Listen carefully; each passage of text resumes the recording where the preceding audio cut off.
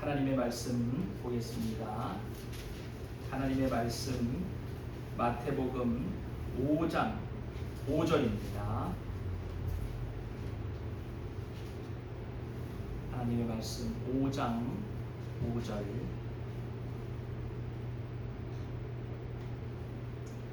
제가 읽겠습니다. 온유한 자는 복이 있나니 저희가 땅을 기업으로 받을 것이니요. 아멘.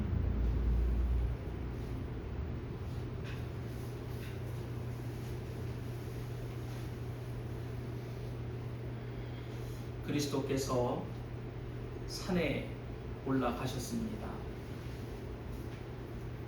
자신에게 몰려드는 많은 무리를 보시고 산에 올라가셨고, 5장 1절 보시면 제자들이 나온지라 했습니다. 그리스도께서 산에 올라 제자들에게, 곧 그리스도를 따르는 많은 자들에게 하나님의 율법의 참된 의미를 가르치셨습니다. 입을 열어 가르치셨다 했습니다. 성경이 분명히 가르치셨다라고 기록하고 있으므로 그리스도께서는 가르치실 권위가 있으신 분임을 우리는 알 수 있습니다. 바로 선생된 권위가 있으신 분으로 우리는 알고 믿어야 합니다. 누가 가르칠 수 있느냐? 바로 선생이 가르칠 수 있는 것이요.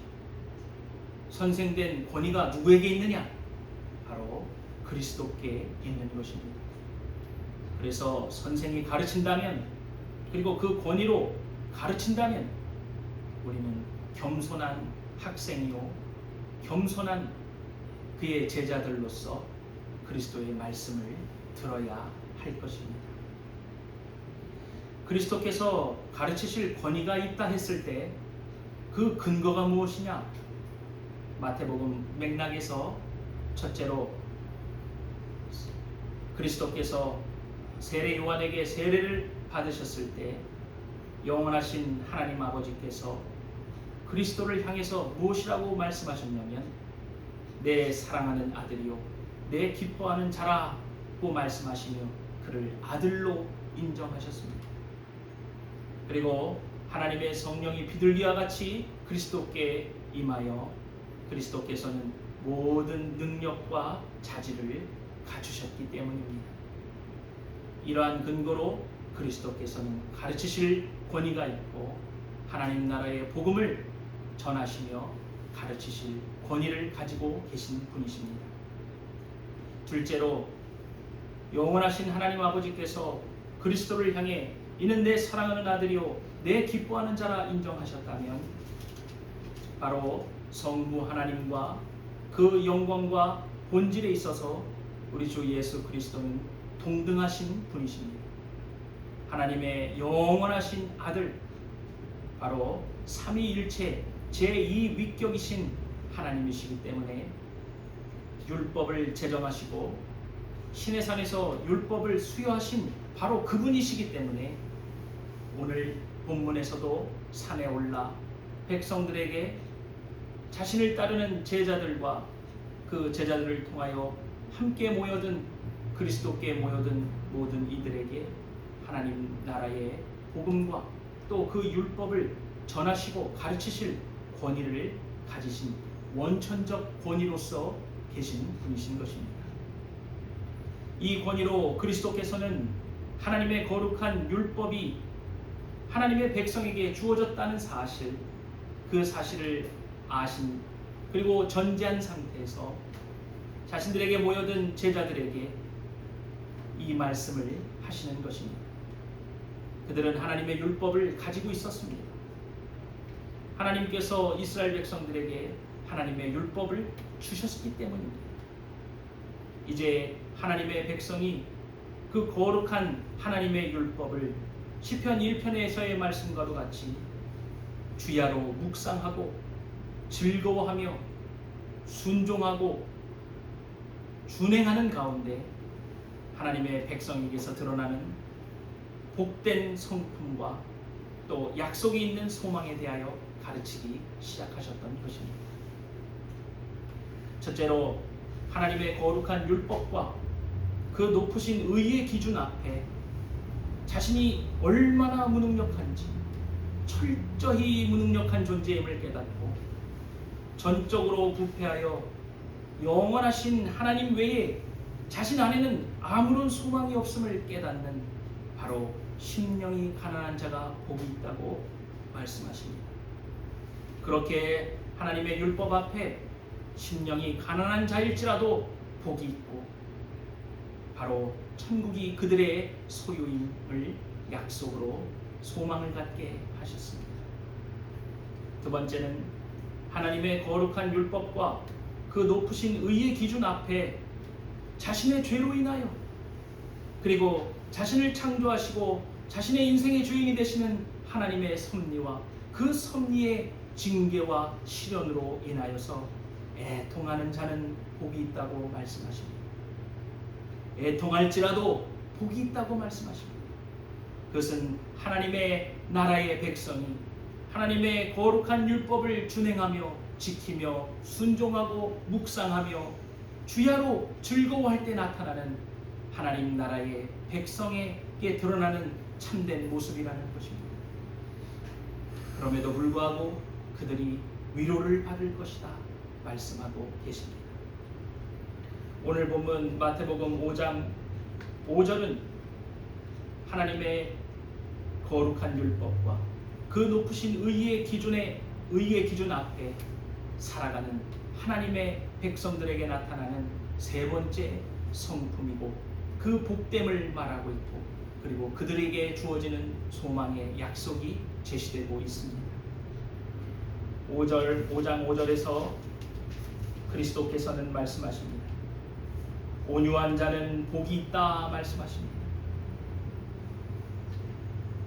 지금까지의 맥락과 성격을 살펴보면 온유한 자는 온유할지라도 복이 있다 이렇게 해석해야 함이 맞죠.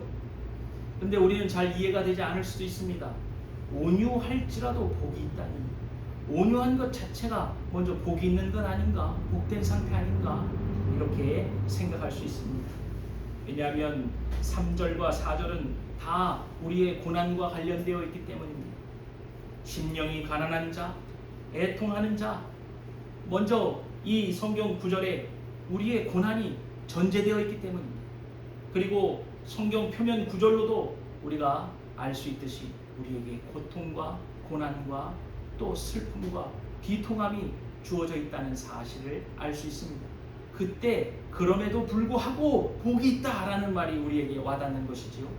그런데 오늘 5장 5절은 온유한 자는 복이 있나니 지금까지 말씀하신 바대로라면 온유할지라도 복이 있나니 이렇게 해석이 되어야 하는데 우리가 잘 쉽게 깨닫지 못하는 뉘앙스입니다.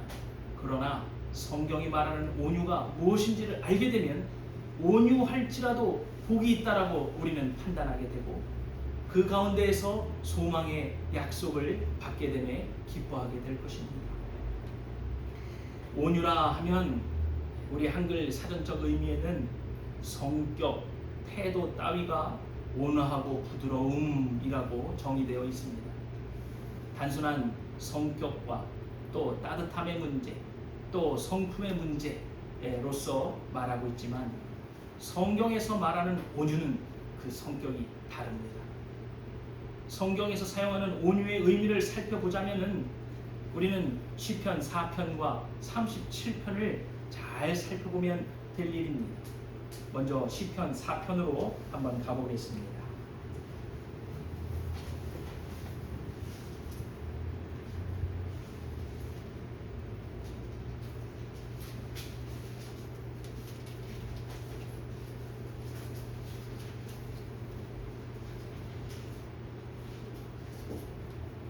시편 4편을 1절부터 4절까지 읽어 내려가 보겠습니다. 내 의의 하나님이여 내가 부를 때에 응답하소서. 곤란 중에 나를 너그럽게 하셨사오니 나를 긍휼히 여기사 나의 기도를 들으소서. 인생들아, 어느 때까지 나의 영광을 변하여 욕되게 하며 허사를 좋아하고 괴유를 구하겠는고 셀라. 여호와께서 자기를 위하여 경건한 자를 택하신 줄 너희가 알지어다. 내가 부를 때에 여호와께서 들으시리로다. 너희는 떨며 범죄치 말지어다. 자리에 누워 심중에 말하고 잠잠할지어다. 셀라. 아멘. 시편 기자인 다윗은 엄청난 곤란 중에 있습니다.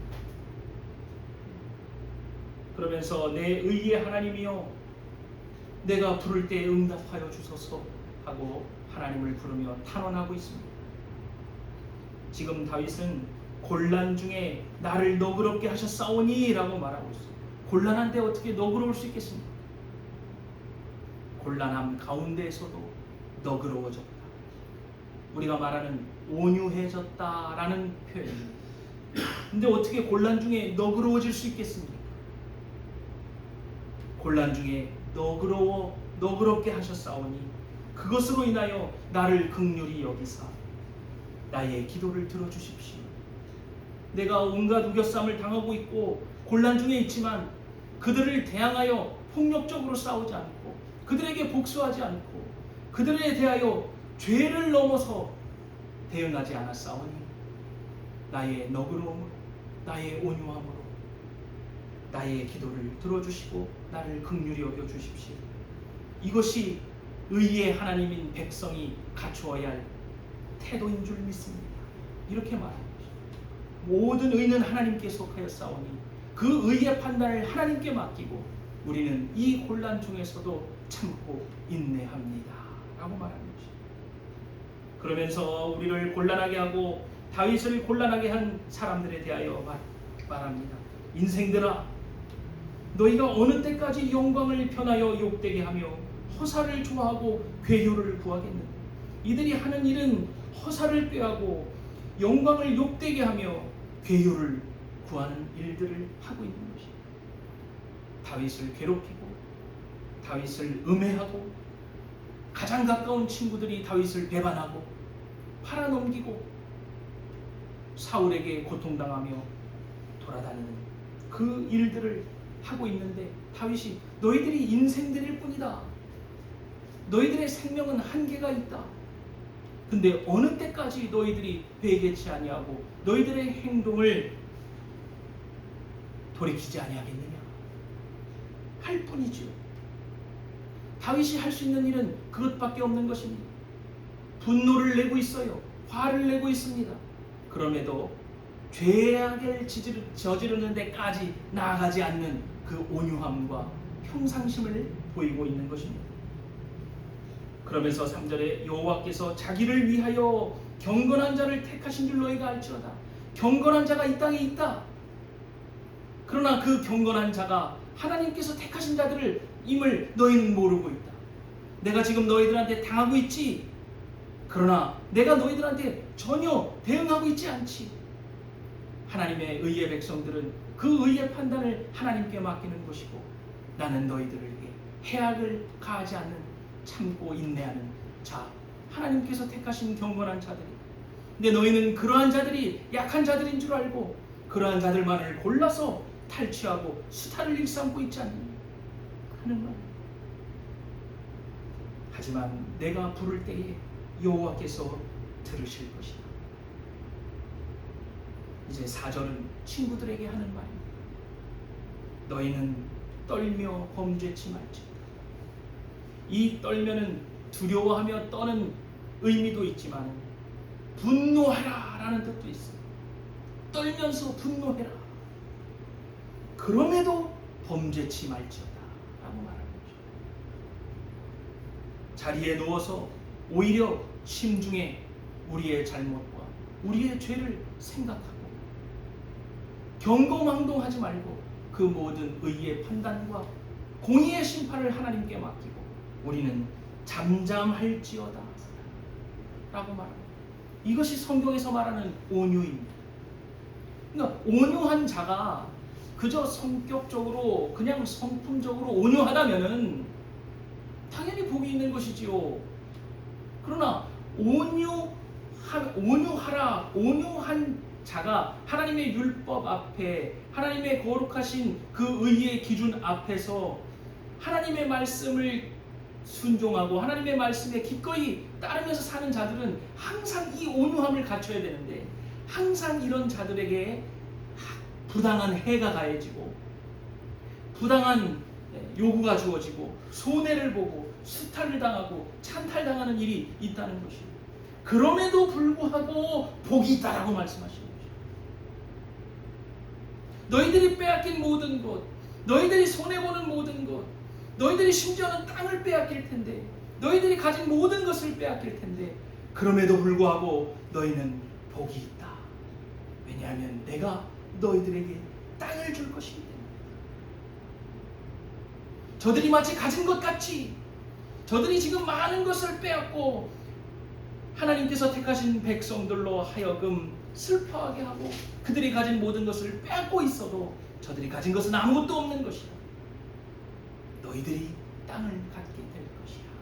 이렇게 말씀하시는 구절이죠. 다윗이 고난 가운데 있는 자기 친구들에게 악인들이 하나님의 대의를 거스르고 크게 득세하고 우세하는 것을 보고 분개하더라도 화가 나요. 다윗도 화를 냈습니다. 그리고 다윗과 가까이 지내던 하나님의 용사들, 다윗의 용사들도 화가 나요. 그것은 의분입니다. 그럼에도 불구하고 그 분노가 하나님을 향한 악평이나 불만이나 하나님의 진리를 경솔히 버리는 데까지 나아가지 말고 잠잠하라 하는 것입니다. 이것이 온유예요. 그것을 경계한 말입니다. 잠자리에 누워 심중에 말하라 라고 한 말씀은 분노 중에 너희가 범하고 있는 큰 잘못을 스스로 오히려 깊이 생각해보라. 너희가 마땅히 해야 할 의무가 무엇인지 살펴보라. 그것은 바로 잠잠하는 것입니다. 잠잠할지어다 라는 말씀은 계략을 꾸미거나 함께 모의하는 그런 모해하는 일을 그치라는 것입니다. 저들과 같이 동일한 방식으로 그들을 어떻게 하면 모해할까, 그들을 어떻게 하면 잡아 죽일까 계략을 꾸미거나 화를 내지 말라는 것입니다. 오히려 히브리어로 너희의 평안을 지키라. 너희는 그저 잠잠하라. 하나님 앞에 잠잠하라. 하나님께서 그들을 심판하실 것이다 하는 것이 시편의 공의의 심판의 노래인 거예요. 그러니까 우리가 시편을 부를 때 가끔씩 저도 이게 주일에 불러도 되는 찬송일까? 왜냐하면 오늘 불렀던 시편들에서도 하나님의 공의의 심판을, 그리고 악인들을 저주하는 그런 시편들이 나오지 않습니까? 이게 바로 의인들이, 하나님 앞에 의인들이 어찌할 바를 모르고 하나님의 공의와 심판 아래에서 그것을 하나님께 다 맡기고 우리가 당하는 슬픔, 우리가 당하는 수탈, 우리가 당하는 불의, 손해, 배반, 이런 것들을 참고 견디며 하나님께만 탄원하는 것입니다. 그래서 그는 마땅히 하나님의 공의를 높이면서 이 시편으로 불러야 할 노래입니다. 또한 37편 1절로 11절을 가봅니다. 시편 37편 1절로 11절.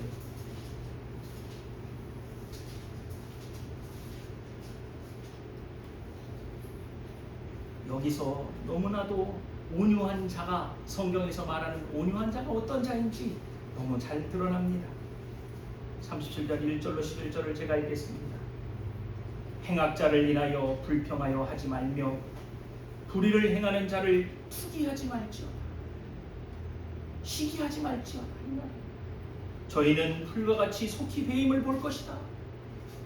푸른 채소같이 쇠잔하여질 것이니까 너희들이 저들을 부러워하고 슬퍼하고 시기하지 말라. 오히려 여호와를 의뢰하여 선을 행하라. 땅에 거하여 그의 성실로 식물을 삼을지어다. 우리가 먹고 살 게 없다 할지라도 그것이 끝이 아니다. 하나님을 우리의 먹을거리로 삼고 하나님을 우리의 산업으로 삼아라. 또 여호와를 기뻐하라. 저가 내 마음의 소원을 이루어 주시리로다. 그 마음의 소원이 무엇이라고 드러나고 있습니까? 땅을 너희가 기업으로 받을 것이다 하는 그 소망을 우리에게 주시고 계시는 것이다. 그리고 그 소원을 이루어 주실 것이다. 너의 길을 여호와께 맡기라. 저를 의지하면 저가 이루시고 내 의를 빛같이 나타내시며 내 공의를 정오의 빛같이 하실 것이다. 지금 너희들이 당하고 있는 아픔과 슬픔과 저 세상 사람들이 우리를 괴롭히고 수탈하고 배반하고 모해하는 그 일 가운데에서도 너희는 잠잠하고 오히려 나중에 우리의 의를 빛같이 나타내시며 네 공의를 정오의 빛같이 하실 바로 그 하나님을 의뢰할지어다. 그분께 맡겨라. 그냥 모든 일을 그냥 우리가 아픔과 슬픔이 있고 모든 일에 있어서 걱정하는 일을 맡겨라 하는 말도 맞지만 1차적으로는 조금 더 근원적으로는 우리의 지금 이 세상 속에서 당하는 슬픔, 아픔, 불이익, 손해, 이 세상 가운데 살아감으로써 우리가 처할 수밖에 없는 어떤 상황입니까? 하나님의 거룩한 율법과 하나님의 높으신 의를 따라가는 우리의 길 가운데에서 우리는 손해볼 수밖에 없고, 우리는 거짓말을 하지 않으니까 이익을 볼 수가 없고, 우리는 뇌물을 주지 않으니까 하나님의 의의 뜻대로 살아가는 자들이니까, 하나님의 율법을 지켜 순종하며 나가는 자들이니까 온갖 세상 사람들이 하는 일을 할 수가 없단 말이에요. 그러니까 우리가 약한 줄 알고 우리를 계속 괴롭히고 우리 거를 자꾸 빼앗고, 그럼에도 불구하고 하나님을 잠잠히 의뢰하라 하는 것입니다. 그리고 그때 여호와께 맡기라는 것입니다.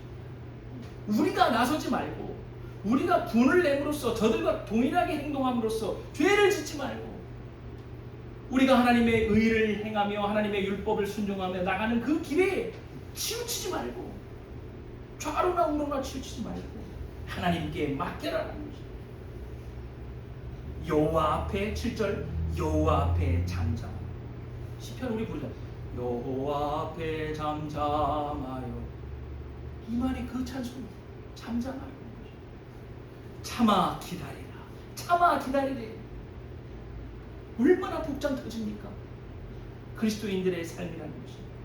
그러니까 성경이 말하는 온유는 마태복음 5장 5절에서 하나님 나라의 백성이 하나님 나라의 율법을 준행하며 하나님의 높으신 의를 따라가는 그 길에서 맞이하게 되는 이 모든 일들 가운데 온유하라, 잠잠하라, 참아 기다리라. 그 고통 가운데 참아 인내하면 하나님께서 땅을 기업으로 주실 것이다. 그래서 그럼에도 온유함에도 불구하고 복이 있다 말씀하시는 것이다. 자기 길이 형통하며 악한 꾀를 이루는 자를 인하여 불평하지 말아라. 아니 하나님 안 믿고 하나님을 떠나 살고 이 세상 가운데에서 사는 사람들은 어떻게 저렇게 잘 먹고 잘 삽니까? 어떻게 저렇게 수가우세하고 득세하고 자녀 대대손손 저렇게 잘 살 수 있습니까? 그걸 볼 때 불평하지 말라 하시는 거예요. 그 분을 그치라는 거예요. 이런 차원에서 온유해. 분을 그치고 노를 버리라. 불평하여 말라. 행악에 치우칠 뿐이라. 대저 행악하는 자는 끊어질 것이고 여호와를 기대하는 자는 땅을 차지하리로다. 잠시 후에 악인이 없어지리니 네가 그곳을 자세히 살필지라도 없을 것인데 하나님께서 그들을 심판하실 것이다. 그러니까 오직 여기서 온유라는 말이 나와요. 11절 오직 온유한 자는 하나님께 의뢰하고 잠잠하고 분을 그치고 일희일비하지 않고 하나님의 때를 기다리는 그런 온유한 자는 땅을 차지하며 풍부한 화평으로 즐기리로다. 너희들이 지금까지 다 뺏겼던 거, 너희들이 온유함으로 참고 인내하고 기다리며 저들과 같이 행동하지 않고 죄를 저지르지 않았던 그 속에서 너희들이 다 빼앗겼던 거 하나님께서 땅을 주시고 풍부하게 너에게 갚으실 것이다 라는 말씀. 그러니까 그리스도께서 지금 이 산상수훈의 말씀을 하시면서 얼마나 시편에 심상을, 시편의 말씀과 교훈을 그대로 가져오고 계십니다. 바로 그분이 누구라는 거예요.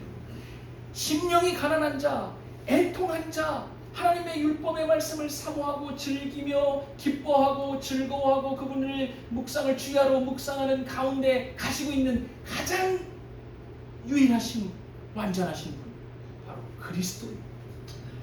그리스도께서 심령이 가난한 자요, 그리스도께서 애통하는 자요, 그리스도께서 온유하는 자로서 시편에 나타나시더라는 거예요.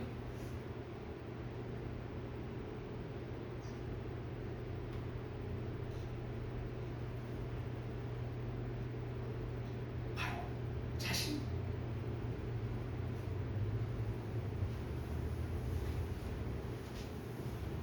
그러므로 성경에서 이 온유한 자라 함은 부당한 해악과 해를 인내하며 조용히 견디는 사람입니다. 자기 자신의 번영으로도 교만해지지 않고 하나님의 은혜를 주셔서 자신의 산업과 일터가 번영해져도 교만하지 않는 거예요. 절대. 또한 다른 사람의 번영이 있어도 시기심에 불타지 않는 사람입니다. 그리고 환난의 폭풍 가운데에서도 인내로서 자기 자신의 영혼을 마치 잔잔한 항구 안에 있는 것처럼 머물게 하는 사람. 왜요? 하나님의 때를 기다리기 때문입니다. 하나님의 의와 공의의 심판을 기다리고 그분께 맡겼기 때문입니다. 하나님의 높으신 율법의 요구를 순종하며 준행하는 사람들은 하나님을 의지하고 의뢰하며 하나님의 때를 기다리는 사람이기에 인내로 온유할 수 있는 것이죠. 그럼에도 그는 화를 낼 줄 모르는 사람이 아닙니다. 아무 부당한 해를 당하고도 아무것도 느끼지 못하는 그런 무감각한 사람들이 아니에요. 오히려 마땅히 분노해야 할 때를 알고 그 분노할 때까지 자신을 절제하는 사람들인 것입니다. 따라서 성경에서 말하는 온유한 사람이라 함은, 온유한 자라 함은 단순히 성격이 온화하고 태도가 부드러운 사람을 말하는 것이 아닙니다. 그는 아무 감정을 느끼지 못하는 사람이 아니에요. 정당한 분노조차도 죄로 흘러가지 않도록 절제하는 사람이에요. 이 분이 의분이란 말이에요. 마땅히 화를 내야 된단 말이에요. 그럼에도 불구하고, 그렇게 화를 내면도 불구하고 죄로 흘러가지 않도록 절제하는 사람이 바로 온유한 사람입니다. 그는 자기 마음속에서 이를 깊이 숙고합니다. 깊이 묵상하고 생각합니다. 모든 일을 깊이 생각해요. 그에 따라서 악한 말과 모의를 하지 않습니다. 하나님 앞에서 잠잠히 자신을 다스리고 하나님의 때에 맡기고 하나님께 의뢰하고 하나님께 맡겨버리는 것이에요. 그리고 시편에 나오는 그 보복과 저주가 우리 개인적인 저주를 퍼붓고 개인적인 우리의 복수를 해도 된다는 뜻이 아니라 그 복수와 그 보복과 심판은 하나님께 맡기는 것입니다. 그러니까 하나님 편에서 악한 자들과 이 세상 사람들에 대한 하나님의 심판이기 때문에 그 저주가 무섭고 놀랍고 자세하고 또 세부적으로 시편에서 말하고 있는 것이죠. 하나님께서 그렇게 하실 것입니다. 온유하게 참고 견디며 다른 사람을 자극하지도 않고 다른 사람에게 쉽게 자극받지도 않는 바로 그런 사람입니다. 이러한 차원에서 온유한 자에게 그럼에도 불구하고 복이 있다는 것이에요. 지금 성경에서 말하는 온유함은 복이 없어요. 세상에 이거 할 수 있는 사람, 하고 싶은 사람 있습니까? 이러한 성품을 갖고 싶은 사람 있습니까? 항상 참아야 하잖아요. 그럼에도 불구하고 복이 있다고 말씀하시는 거예요. 이는 시편에서도 이미 약속되어 있습니다. 우리가 방금 읽었던 시편 37편 11절에서 그러나 온유한 자들은 땅을 차지하며 풍성한 화평으로 즐거워할 것이다. 근데 여기서 땅을 받는다고 했어요. 왜 땅일까요? 왜 땅을 기업으로 받는다고 할까요? 이런 자들은 언제나 이 땅에서 수탈을 당하고 손해를 받기 때문입니다. 이 땅이라는 것은 아담이 가졌던, 아담 안에서 온 인류가 죄악을 짓기 전에 가졌던 권리입니다. 하나님께서 이 땅에 충만하라 번성하라 이 땅을 지배하라 하셨잖아요. 다스리라 하셨잖아요.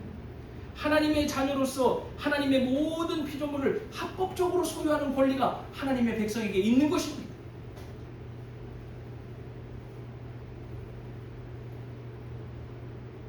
우리는 온유한 사람으로 살아갈 때 사람들이 때때로는 가장 온유하고 조용한 성품을 지닌 사람들을 골라서 가장 심하게 학대할 때가 있어요. 가장 심하게 빼앗아요. 약한 사람을 골라가지고 빼앗고 수탈하고 한단 말입니다. 인간의 역사를 살펴보십시오. 가장 약한 사람들이, 평민들이, 농부들이, 시민들이, 서민들이 빼앗기는 것 아니겠어요? 돈 있는 사람들이 더해요. 있는 사람들 더 가지려고 약한 사람들 거 다 뺏는 겁니다. 서민들의 돈을 다 빼앗는 것이.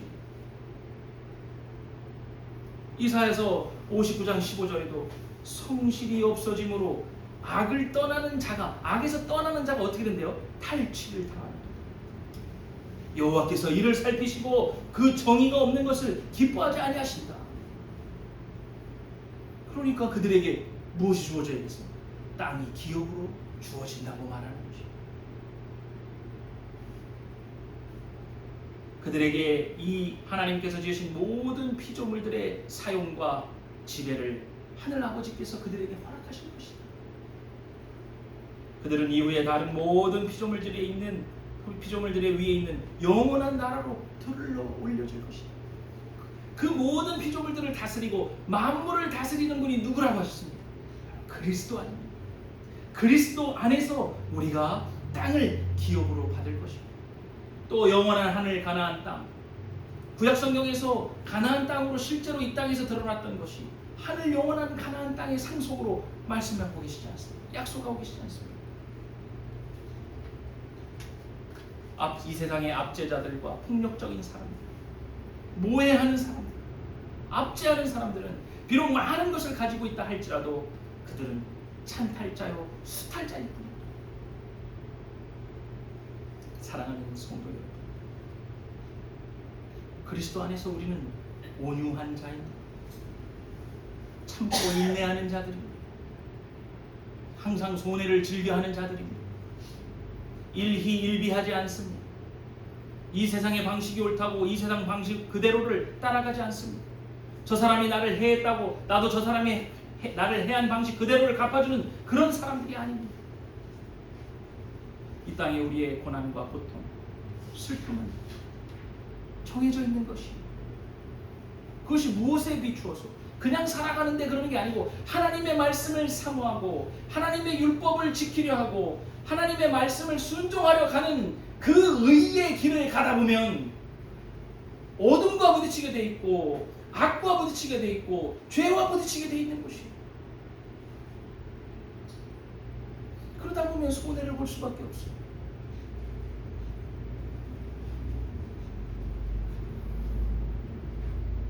그렇다고 성경이 너희들도 그렇게 해라 이렇게 말씀하시고 있지 않잖아요. 참고 인내하고 잠잠하라. 저들이 잘됨을 시기하지 말고 투기하지 말지어다. 그 모든 것을 여호와께 맡기라. 이렇게 말씀하시죠.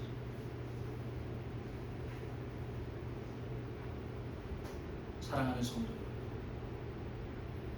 그러한 우리의 모습도 다 그리스도 안에 있어야 합니다. 그리스도께서는 우리의 모범이시고 그리스도께서 모든 면에서 우리와 같이 낮아지셔서 하나님 아버지께 의지하는 심령이 가난한 자의 모범을 보이셨습니다. 그리스도의 일생을 보십시오. 하나님께 의지하고 항상 애통해 하시고 비통해 하시며 죄를 멀리 하시고 죄악 가운데 있는 불쌍한 백성들을 동정해 하시고 채울하시고 죄를 애통해 하시고 비통해 하시는 애통한 자의 모습으로 나타나셨습니다.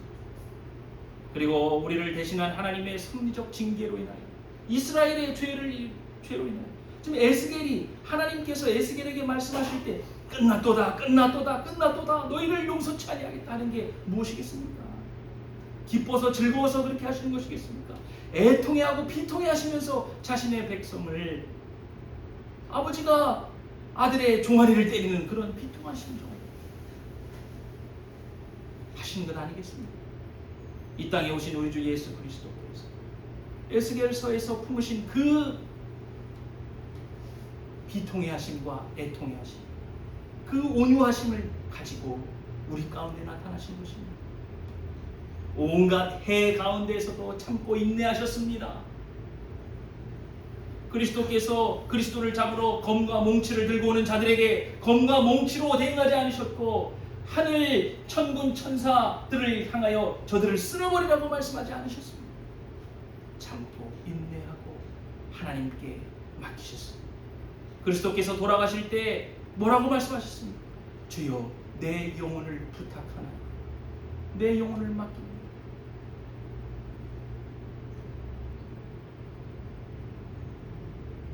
그리스도께서는 분을 내실 때도 있었어요. 화를 내실 때도 있었어요.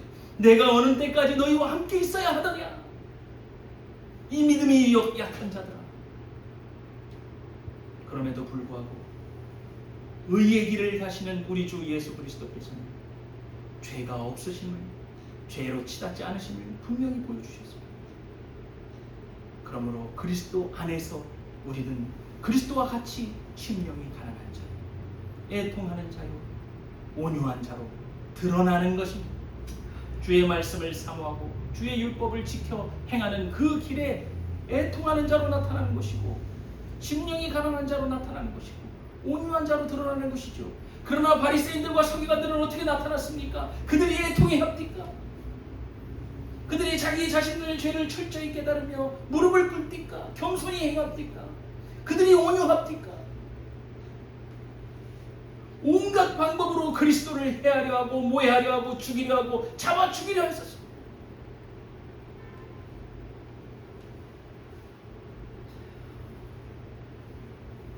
그러므로 우리도 우리의 온유한, 성경에서 말하는 온유한, 분냄, 그 가운데에서도 참고 인내함. 에베소 4장 26절에서 사도 바울이 에베소 교회의 성도들에게 이렇게 가르치고 있습니다. 이건 시편 4장 4절을 인용한 겁니다. 시편 4편 4절을 인용한 거예요. 우리가 살는 것. 분을 내어도 죄를 짓지 말며 해가 지도록 분을 품지 말고 라고 당부하고 있습니다. 바울이 분을 내어도 라고 하는 말은, 말하자면 너희가 분을 낼 수는 있지, 우리가 어떻게 분을 낼 수 없는 사람들이니, 우린 인간이니까 거의 피하기 어려워, 이 분을 낸다는 것은. 그럼에도 불구하고 그 분노가 인간에게 말이나 행동이나 지나침으로 치닫지 않도록 주의하라는 것입니다. 그리스도께서 그러지 않으셨거든요. 그래서 시편 37편 8절에서 분을 그치고 노를 버리며 불평하지 말라, 오히려 악을 만들 뿐이라. 이것은 그리스도의 성도들에게, 하나님의 백성들에게 알맞지 않은 모습입니다. 그것은 다 하나님께 맡기는 것입니다.